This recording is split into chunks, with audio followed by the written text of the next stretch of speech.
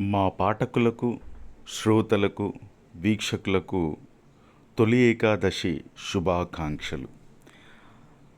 ఆధ్యాత్మిక శాస్త్రీయ పురాణ మహిమలు ఈ తొలి ఏకాదశి విశిష్టతలోని మర్మాలను గురించి తెలుసుకుందాం.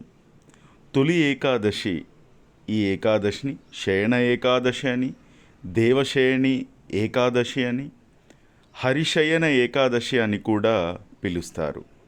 ఆషాఢ శుక్ల ఏకాదశి రోజున శ్రీ మహావిష్ణువు యోగ నిద్రలోకి ప్రవేశిస్తాడని పురాణాలు చెబుతున్నాయి. ఈరోజు చాతుర్మాస్య వ్రతాలు ప్రారంభమవుతాయి.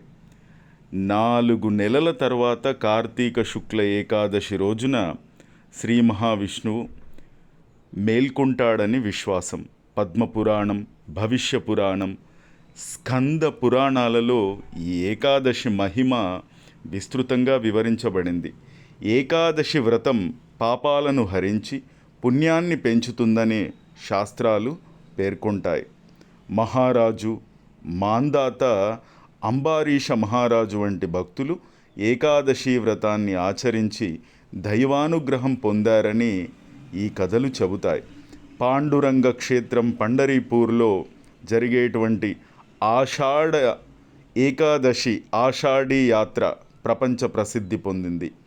లక్షలాది మంది భక్తులు పాదయాత్రగా వెళ్ళి వీఠోబా స్వామిని దర్శించుకుంటారు.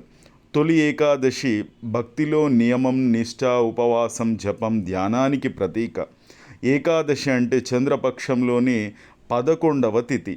చంద్రుని గురుత్వ ప్రభావం శరీరంలోని జలతత్వంపై కొంత ప్రభావం చూపుతుందని శాస్త్రవేత్తలు భావిస్తారు.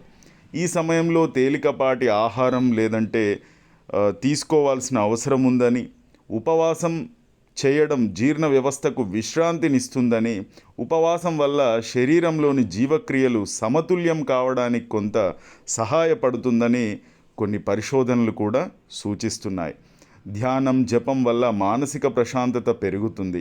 వర్షాకాల ప్రారంభంలో జీర్ణశక్తి మందగించేటువంటి అవకాశం ఉండడంతో ఉపవాసానికి ఆయుర్వేదంలో కూడా ప్రాధాన్యం ఉంది. భూమిపై వర్షాకాలం ప్రారంభమయ్యేటువంటి ఈ కాలంలో ప్రకృతి కొత్త జీవశక్తిని సంతరించుకుంటుంది.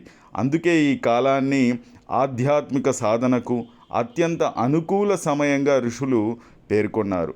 తొలి ఏకాదశి మనిషిని ఇంద్రియ నిగ్రహం వైపు నడిపించేటువంటి పవిత్రమైనటువంటి రోజు. ఈరోజు శ్రీ మహావిష్ణువు యొక్క సహస్రనామ పారాయణం, గీతా పఠనం, తులసి పూజ విశేష ఫలితాలను ఇస్తాయని విశ్వాసం.